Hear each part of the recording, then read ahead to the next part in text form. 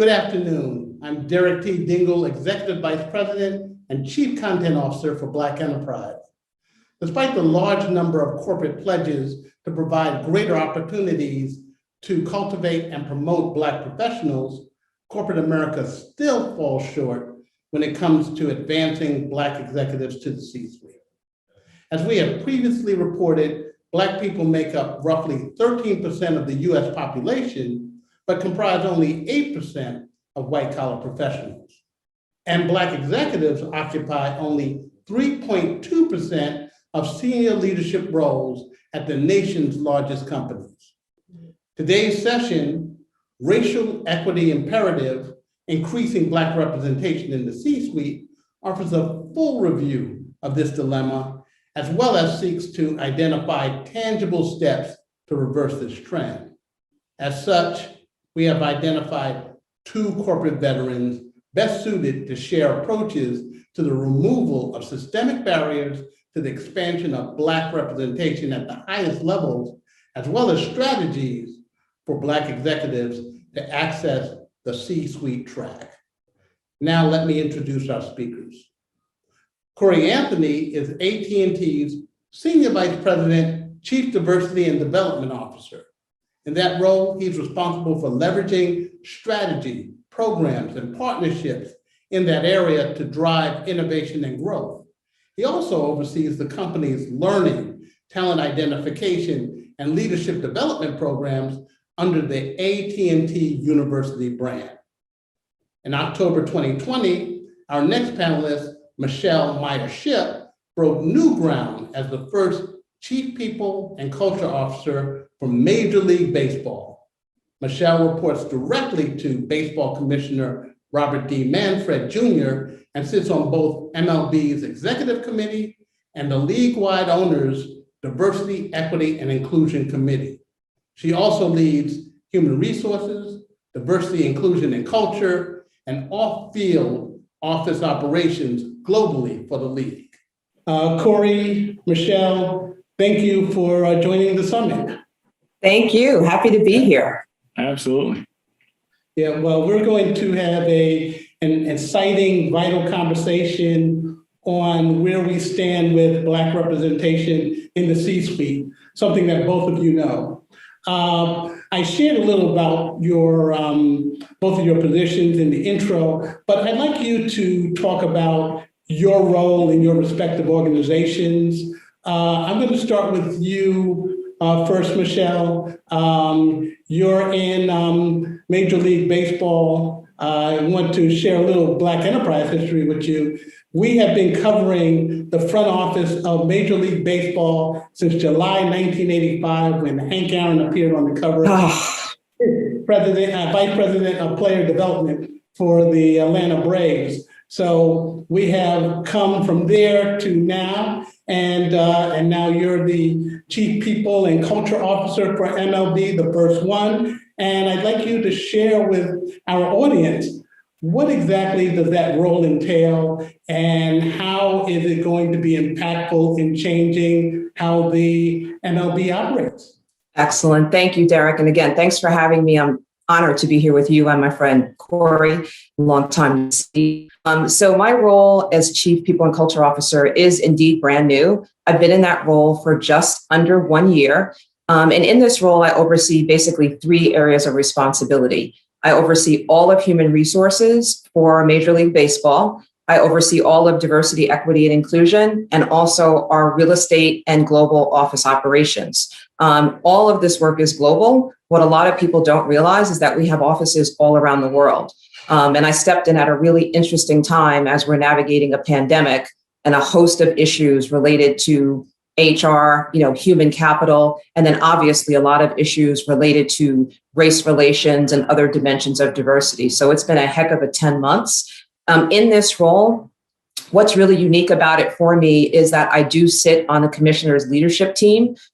So I am one of his right-hand executives, helping him navigate everything related to our people, whether it be on-field or off-field. I work very closely with our 30 major league teams, or clubs, we call them. So I work on a general basis with the owners of those 30 clubs, the general managers, the presidents, and my peers at those clubs. Most recently, we have kind of merged with minor league baseball. So I've just inherited another 120 dear friends across those minor league organizations. So there is an internal focus for the role on all things related to my areas of responsibility, but then an external focus in partnering with all of those clubs on their people, DEI, et cetera, efforts. So it's been a blast. I'm having a really good time and I'm honored to be in that role. Great. And many people may not realize that it's also global in scope as well. Yes, indeed. Okay. Corey, once again, thank you for joining us. I believe the last time we had a interview, you had just entered into your position in 2017. And after 20 years career at AT&T in a range of different positions, now you are at command at the DEI space. Share with us your position and how that has changed since we talked last. Cool. So I think you're right. You have a good memory, Derek. I think you're right. The last time we had an interaction like this, I was fairly new into my role.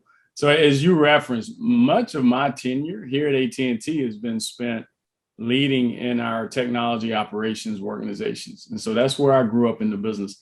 And I spent the last now approaching 4 years in the capacity that I'm in today. So I have responsibility, actually the privilege of leading our diversity, equity, and inclusion work across our portfolio of companies. And then last summer, Derek, I also picked up the responsibility, which we call a development officer, but I lead all of the learning around talent development, as well as the functional learning with respect to our frontline employees across the business as well. So I often describe it as sort of a combination of a traditional chief diversity officer role and a chief learning officer role. Well, during your period, AT&T has garnered recognition as a leader in diversity, equity, and inclusion. Want you to focus on the last 4 years and actually the last year, and how have things changed as it relates to policy development, focus. How have you changed over the last year as well? Yeah, so look, part of my response to this, Derek, will be the blinding obvious, right? So last year, if we go back to 2020 was a step change in the work, and not just me, Michele, all of us. If you were leading in any capacity with respect to DE&I, then last year was a significant year for you in terms of change. But I can go a few steps back. If I go back to 2017, when I stepped into this role and I look at the landscape, not only at AT&T, but in corporate America, and compare it to where we are today, I think there have been a few areas that have experienced significant change. I think more and more companies across the landscape now have probably a new appreciation and value associated with this work. And last year really highlighted that.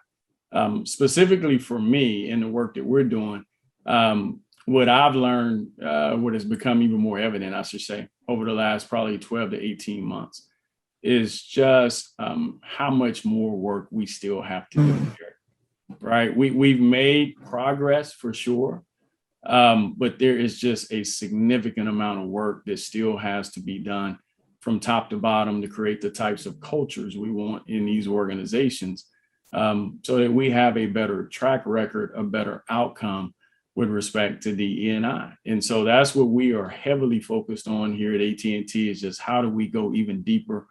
How do we strengthen the work? How do we enable our employees to drive the type of culture that we know that we absolutely have to have for us to win in the marketplace?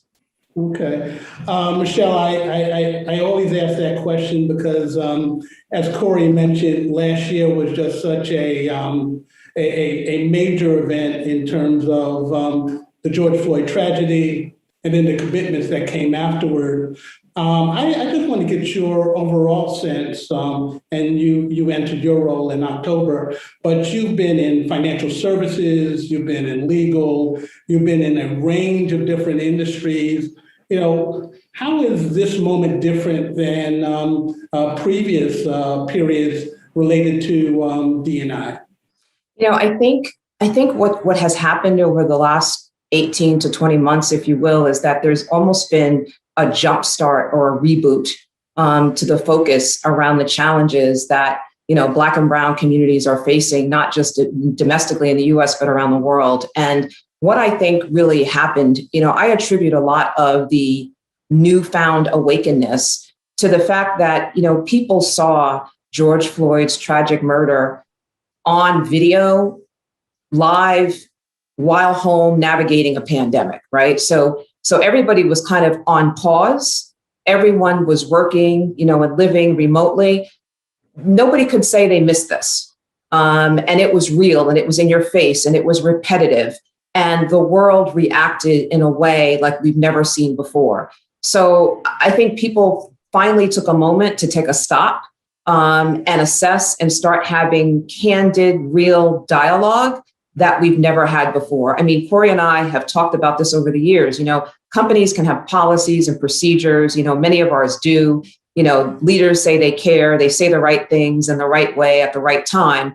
But what happened with George Floyd and others around the same time really forced a more intentional, courageous conversation across difference that I really don't think a lot of organizations were having before. And I think that has been the pivotal shift. Companies have gotten more courageous in taking more bold actions and having more real conversations to tackle some of the issues and challenges that, again, to Corey's point, we still have a long way to go to overcome. What surprised both of you? Oftentimes we talk about this, but we don't talk about the surprises that have emerged from this new environment in terms of your roles and just in terms of corporate America overall, Chief. Well, I'll tell you. I mean, what has surprised me is, in a good way, is the engagement and the rigor of the conversation. So I'm an employment lawyer by trade. And when I think back to my early days in my legal career, I would have told leaders, CEOs, et cetera, do not have conversations about race at work. Do not have conversations about politics at work. You cannot have these conversations at work. And what has happened now is we've all realized that to really get under the honesty of the conversation that needs to happen, we do need to talk about race at work. We do need to talk about challenges. We do need to talk about our differences. We do need to understand what we all, are struggling with to support each other and move forward. So that has been the surprise to me. That's been a pleasant surprise. My only hope is that the courageous conversations and the bold action continues, and that we don't become complacent in any minor progress we may be seeing in the current time. So to both of you, you talked about courageous conversations and bold actions. This summit is about the C-suite. And one area that we've seen lacking in our research is the advancement of more Black executives to the C-suite. Right now, we see 3.2% of Blacks in senior management. When you go high, to the highest level in terms of CEOs is 0.8%. So what are the conversations that are being had to ensure that the C-suite is reflective of more Black talent, greater diversity, and that those conversations are being had at various levels to ensure that the C-suite will continue to be replenished with Black talent? And I'll start with you, Michele, and then Corey, we'll go right to you. Sure. Okay, that sounds good. So there are, Derek, tons of conversations going on around this, at least in my organization. So I can tell you, as we think about succession across the entire league, we're having conversations about a couple of different aspects of this, right? We're having conversations about the development and retention of the Black and Brown talent that we have, right? What are we doing to retain and engage and develop that talent? It's not good enough to just get talent in the door, but what are you going to do to keep the talent, grow the talent, mentor the talent, and engage that talent? So that's a huge piece of work that we're looking at now. And what I'm trying to figure out too is, I've really come to appreciate over the course of my career that it's not just what you know, but it really is who you know. You have to have relationships, you have to network, you have to be out there. So we're trying to also think about how we can better connect our underrepresented professionals across the league to each other and to senior leaders throughout the league. Because one owner in one team doesn't necessarily know, the high potential talent in another team and vice versa. So we're trying to really have conversations around how we intentionally connect these folks to each other in mentorship opportunities, networking opportunities, et cetera. And then beyond that, as we think about the junior pipeline, the conversations we're having is, okay, where do we need to be looking for this talent and helping, junior talent grow and thrive so that when they get out of grad school, undergraduate school, they are ready to come to us as their employer of choice. So those are some of the conversations we're having now about kind of building the pipeline and building that succession pipeline to the C-suite. So the leadership team should do similarly as the the coaches on the field. Absolutely. In terms of talent, and they should continue to develop that talent through leadership development. So Corey, yeah, at AT&T, your charge is learning and leadership development. First, I want you to talk about what your specific role is in terms of development of talent in the C-suite, the conversations that are had that you can share, and then specifically, what does AT&T University do to bring that talent to the forefront and position them to become eventually C-suiters?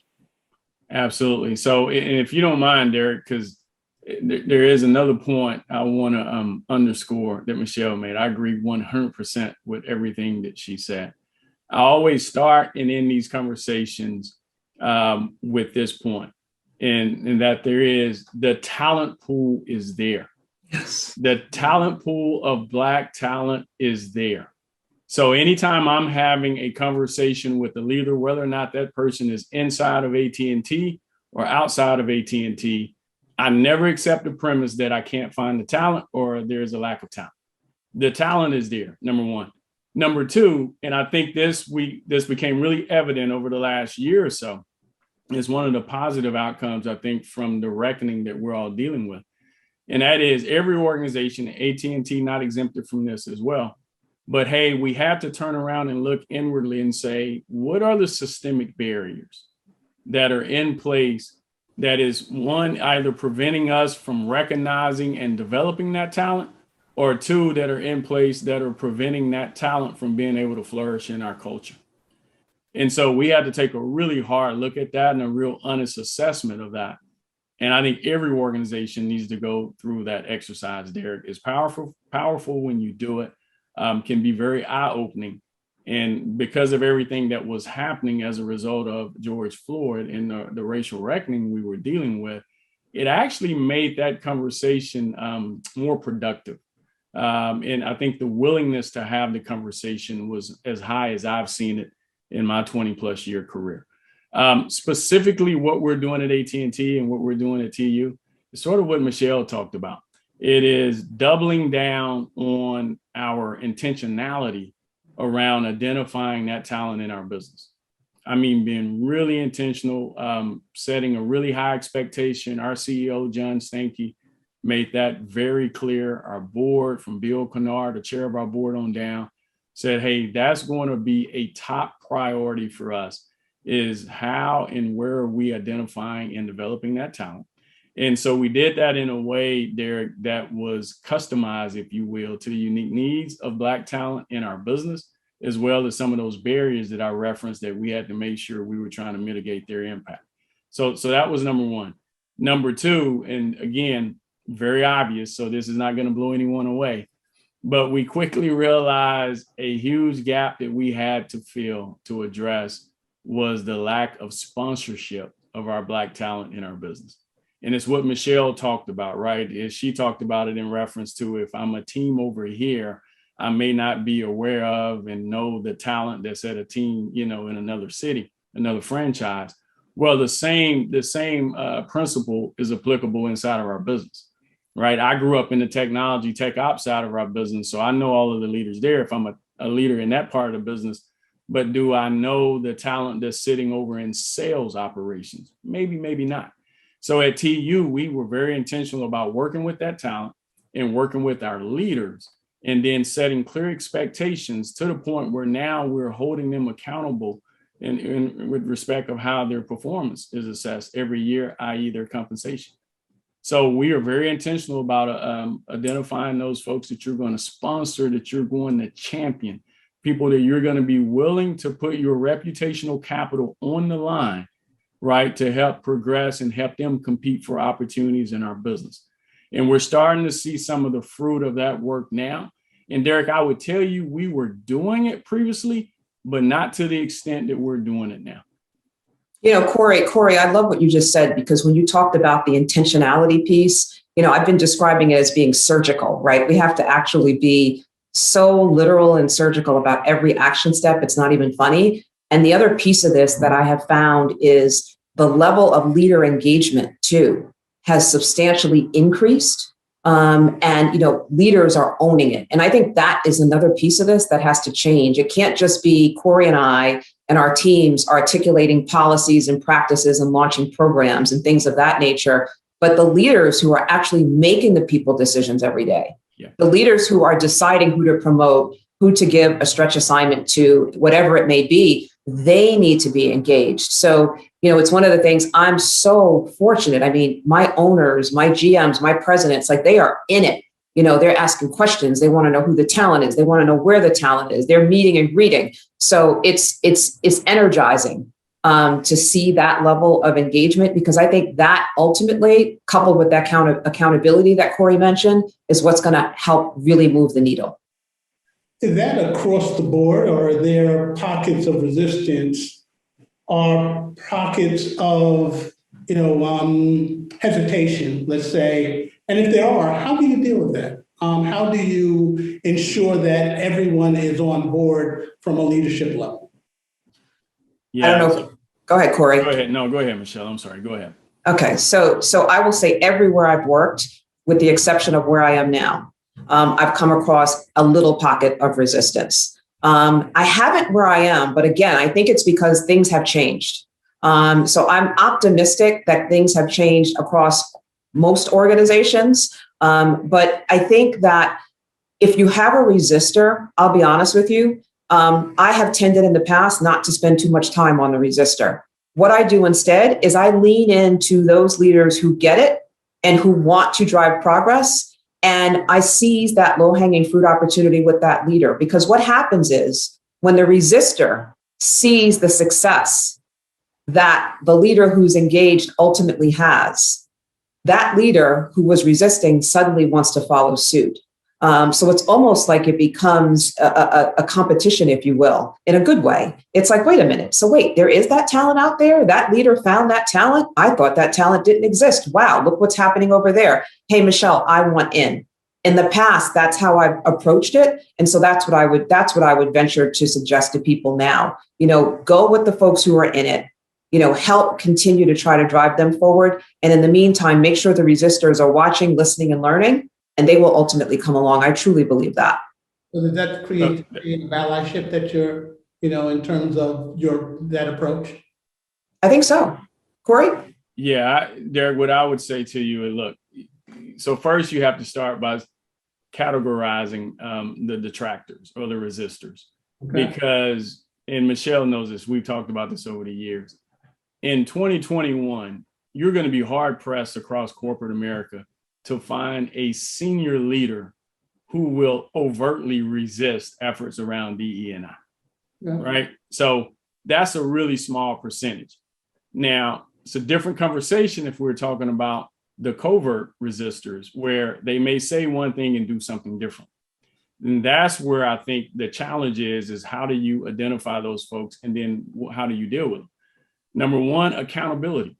Accountability is huge, right? That's how you really get down to outcomes and results, is you have to drive accountability. So we're really clear about that. So it's not just what you say, but I want to see the results of your work. And if that's lacking, then that's a different conversation.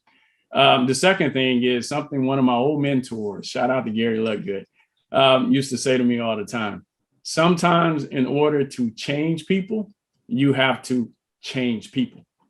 And what he meant by that is kind of the point, Michele, that you made, that sometimes it's not going to be worth the energy and the mind share that you're going to have to dedicate to an individual to try and get them to understand the necessity of this work. And so then that's AT&T is probably not the best place for that person. And so we deal with that head on. And so we don't burn a lot of calories trying to convince people that this is the right work to do for the right work reasons for the success of this business. If you don't understand that by now, then good luck with your career somewhere else. And so we have those candid conversations. So I don't have to spend a lot of time there. But as we get deeper into the organization, I don't want to mislead. I'd be lying if I told you all 228,000 of our employees are 100% on board with this work. They're not. So we do have to deal with that, but we make sure we know if it's covert or overt, and then we just deal with it head on, and it's via accountability. And I think that that is working. It will continue to work, and it's something that our CEO is committed to doing. So as both of you share, it's about commitment, intentionality, and then accountability. Yeah. I mentioned across the board, it's about engagement. And I had raised the issues about, allyship, and share with us, first, just so that our audience is clear, define allyship, and then talk about the process of building allies to efforts to increase Black representation in the C-suite. Who do you want to go? I'll go first. Okay. So I think when I think of allyship, first of all, I define allyship, to be very clear, it's a verb, not a noun, right? So allyship means active engagement to support your colleague who is different than you. It is active. It requires you to act and take action. So it is listening, learning, engaging, supporting. It is not only listening and learning, because that's the easy part, right? But it is actually engaging, showing up. So if an organization has, for example, business resource groups or employees resource groups, what I tell my colleagues is, look, everyone needs to join every BRG. Everyone can learn, meet new people, connect, and appreciate something that they didn't know about someone who was different from them by being engaged in these different groups. But beyond that, you want to support your colleagues as mentors, as sponsors, to Corey's point, and you also want to really get to know them by having candid conversations across difference. Finally, I think, and this is the hardest part for people as allies, being an ally is not always easy, it's not always comfortable, and it's not always just showing up to support someone at an event. It may be banging your hand on the table for somebody in a room where something is said that is untoward, right? It may be speaking up on behalf of someone when something negative is said about them or someone like them. It means having courage. So it's good. It could be tough. It can be challenging, but an ally is someone who literally is all in on listening, learning, and engaging and supporting their colleagues and their brothers and sisters across the organization. I think that's spot on. Here's the term, and this is how I have the conversation in the business now, is I challenge folks to say, you cannot call yourself an ally if at the same time you cannot articulate to me what you have sacrificed. That's a high bar, but that's how I think of it. So if you are a true ally, and to Michele's point, it is definitely a verb, then you should be able to articulate something you have sacrificed in support and in your allyship for whatever community that you profess to be an ally for. And if you haven't, if you can't tell me what that is, then I would suggest to you, you're probably a supporter of that community, but maybe not necessarily an ally. a couple of years ago was having a conversation similar to this with Ava DuVernay. And she used a term that was really interesting. I don't use it often, but she used this term that was really interesting. She says, I don't necessarily use the word ally. She says, I think of it more as an accomplice. Right. And so that's powerful. And I get what she was saying. Now, I teased her, Derek. I said, well, look, if I get that, that makes sense. But as a Black man, I try and stay away from the terms that have criminal connotations associated with them. So I said, I struggle a little bit with an accomplice, but I get your point, meaning I'm in the boat with you. Right. And that's kind of what I talk about, the sacrifice, meaning, hey, we're doing this together, man. So if I'm accomplished, whatever consequence that you have to deal with, I deal with it as well. And so that really defines allyship to me is, yeah, I'm dealing with these consequences as well, being your ally, hence the sacrifice. Corey, it's funny. I like what you said. I mean, I think one of the other ways that you just reminded me, I help people think about this, is that an ally is an advocate, right? And not a bystander. So a lot of folks think that being an ally means just showing up and being on the sidelines. I like to describe allyship as an all-team sport. We need every player on the field, nobody in the dugout or on the bench or whatever on the court. Everybody needs to be on the field as an active advocate, not a bystander. Yeah. This is powerful, because I think this is one of the clear definitions that we've had about allyship and how it should manifest itself. And I think this is important for our audience. And I think it's important for the business leaders that are watching this program. So we talked about allies, and Michele, you talked about ERGs. Share the ERG, Employee Resource Group, role in driving this C-suite conversation, or share some of the conversations that you've had currently or in the past that can inform that role. So I have to tell you, I really do think that there is a lot of power behind an ERG or a BRG, if you will. And I intentionally use BRG, Business Resource Group, because I like to help our business leaders understand that the power of the BRG is not just for the employee, but for the good of the business. Like, they actually can help the business drive the business. So when I think about power in a BRG, I think about 3 pillars of work that they help us navigate. 1 is people, 2 is culture, and 3 is community. So in the people pillar, you can actually tap into the members of your BRG to help you source that talent that so many leaders claim, to Corey's point, they can't find, right? You can't find talent? Well, guess what? Let's go have a chat with the members of our Black Employee Resource Group or our Latino Employee Resource Group, et cetera. And I guarantee you, they can tell us about 4 or 5 organizations we can tap into to start finding that talent. Those BRG members can also help serve as mentors and sponsors for that pipeline of talent you're trying to groom to succession, right? So that's just one space where they can help in the people pillar.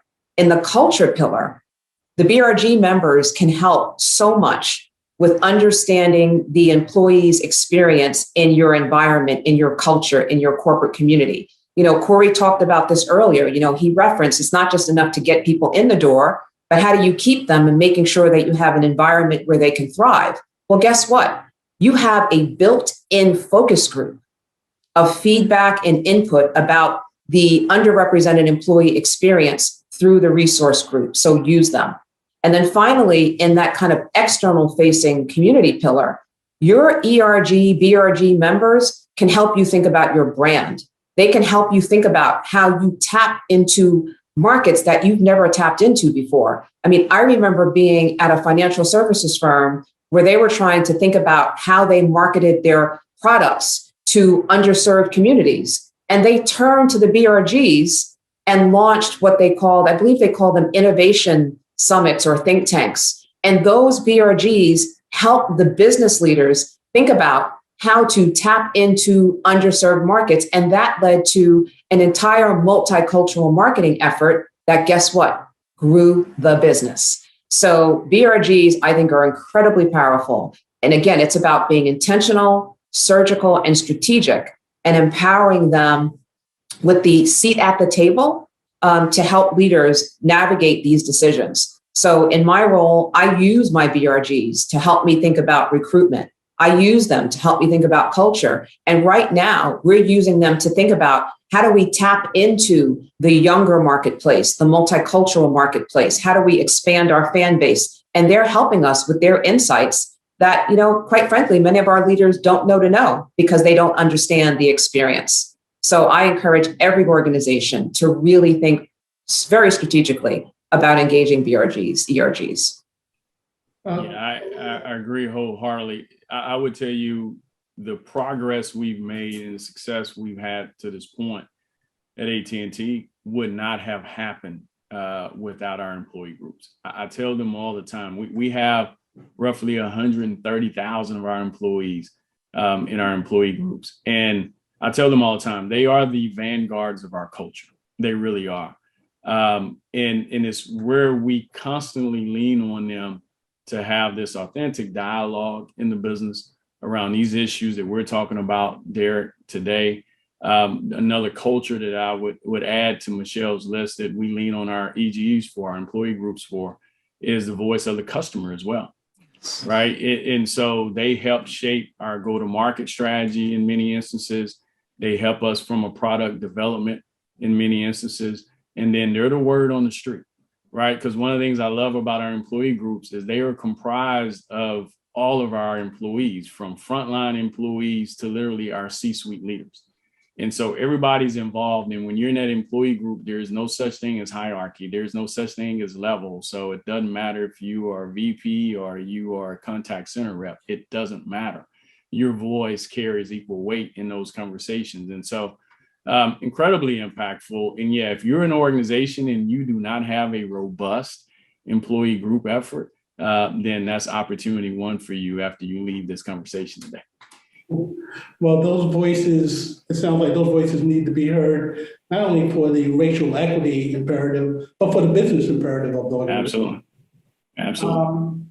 What I'd like to spend some time on is, we talked about what needs to be done institutionally, but what needs to be done by the individual? What needs to be done by, Black executives or rising Black executives, or executives who want to be on the C-suite track to become an attractive candidate, to become a part of that succession planning, to get on the screen? And if both of you can share some of the strategies from either also your careers and the strategies that need to be employed now so that the Black C-suite core can be expanded by the actions of Black executives, I'd like you to share that now. And Corey, I'll start with you and then we'll go to Rashad. Sure. So let me state this up front because I don't want any of my remarks, and I think Michele would agree with me in this.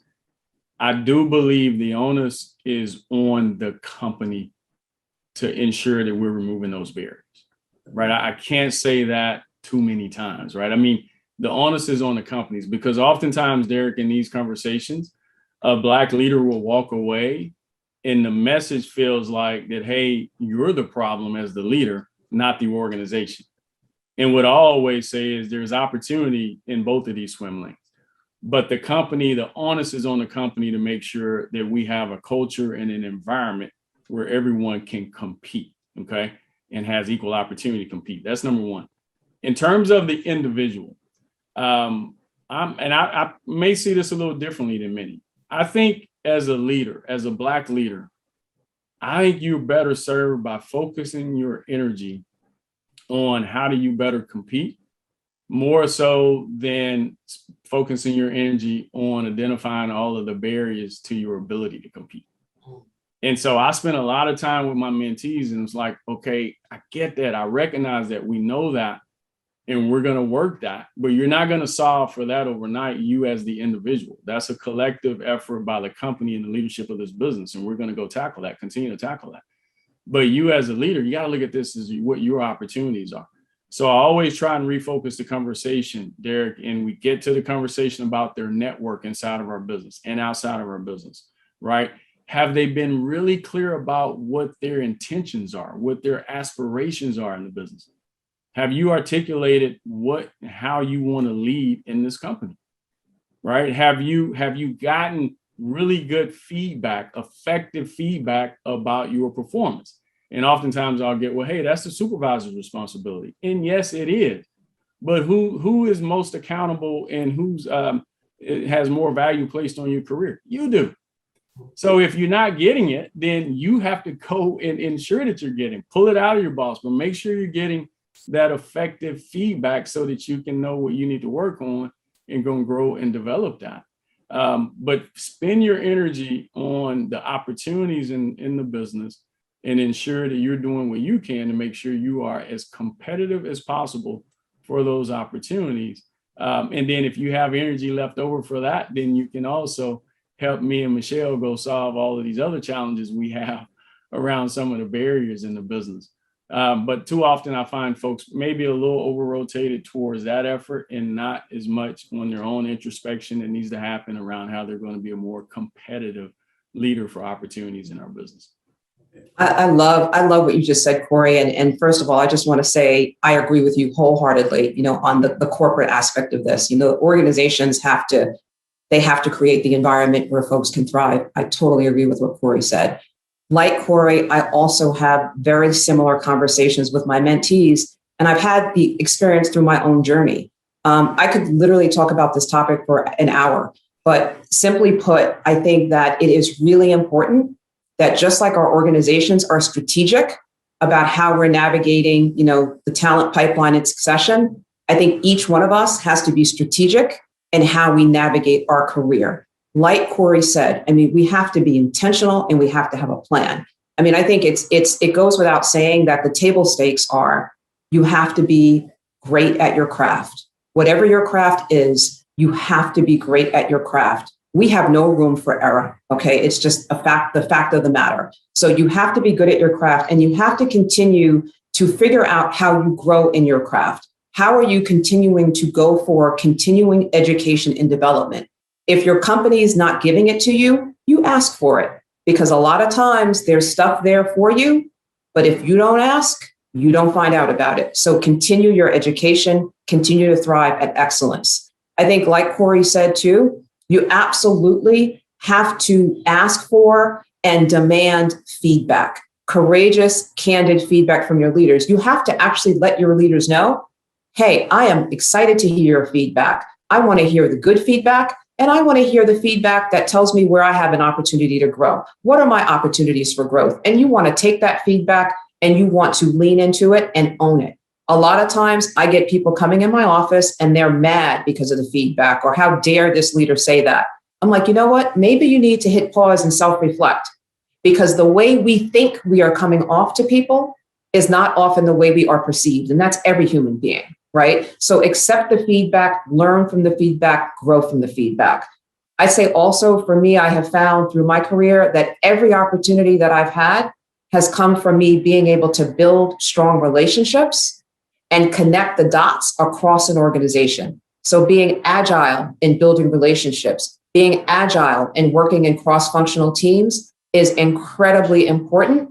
And then also you have to let your leader know what your aspirations are and work with your leader in mapping out your path to progress. Hey, leader, one day I'd like to be in a role like yours. What do I need to do to get there? And how can you help me get there? Because another thing that often happens, and I've seen it too many times over my entire career, leaders will make assumptions about what they think we want, and they don't have a clue what we want. And we're sitting there waiting for them to just give us a promotion or give us that next opportunity. So I can't stress enough how important it is that you make really clear your expectations with your leader. You go for what you want, you be agile, and finally, raise your hand and accept a stretch opportunity. Because it is that stretch opportunity, it is that opportunity that you never saw coming that may really open your eyes and your path to a career and a job that you never saw coming. And it's through that that you continue to learn and grow. So those are just some highlights from me on my experience about growing to senior leadership. This is a great advice from both of you in terms of being vocal. Let it be known where you want your destination, where you want to go. Also, ownership of your career. You have to own your career. But at the same time, we talk about the need to remove the barriers to advancement institutionally. We're about to wrap up, and Michele, you were right. Not enough time to go through this, but I've enjoyed this conversation. You should point out, Derek, that Michele is a classically trained lawyer, so there's probably very few topics she couldn't talk about for an hour, right? She's a lawyer. All right, Corey, now. The lawyer and the technician, so we have it covered, in terms of the strategic and methodic thought that's about here. This is really great.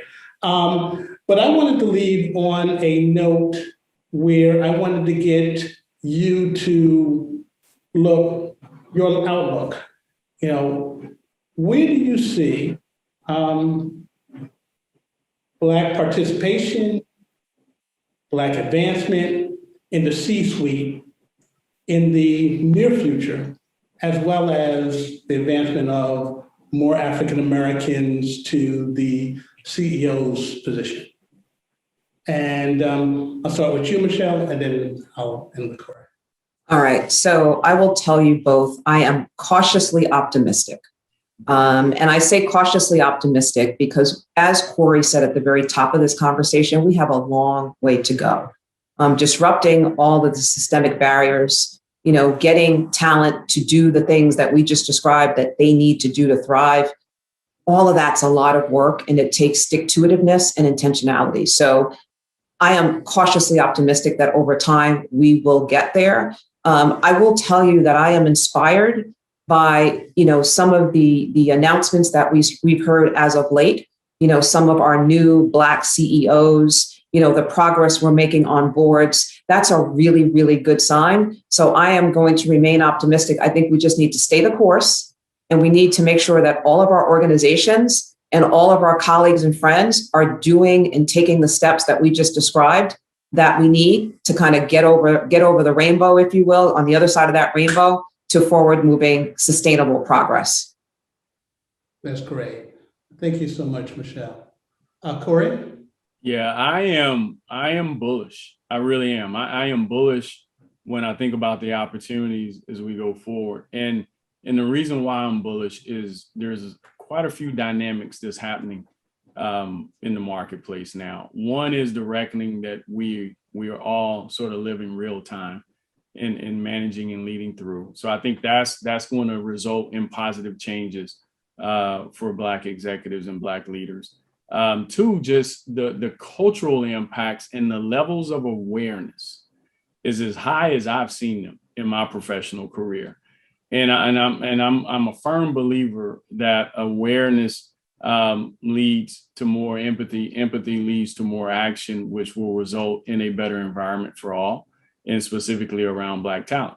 And then the last thing is I'm seeing it across organizations, across corporate America, not even corporate America, professional franchises, sports franchises, right? Where there is this renewed commitment to addressing all of these issues around inequity and inequalities in our organizations. So I think, Derek, when you combine all of those with the point that I started with, that there is Black talent, there is plenty of Black talent, then when you put those together, yeah, I think we will see more and more Black leaders continue to advance in these organizations up to and including the C-suite and the boards, right? We can't forget the boards, because I think that sort of sets the tone and the culture of any entity is what does that board look like? So I am bullish. I really am, and I'm excited. I'm excited because those of us that this is a large part of our daily responsibility to lead this work in the organizations. I think the opportunity has never been greater for us. So I get excited about that. I really am.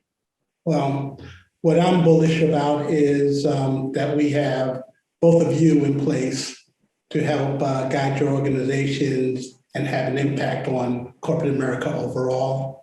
Thank you for this vital conversation, and thank you for just being a part of our summit. Thank you. Thanks for having me. And Corey, it was great to see you and be here with you too. Thanks so much. As always, it was great seeing you and spending some time with you, Michele. And then, yeah, Derek and team, thanks for allowing us to be a part of this for sure. Okay, thank you.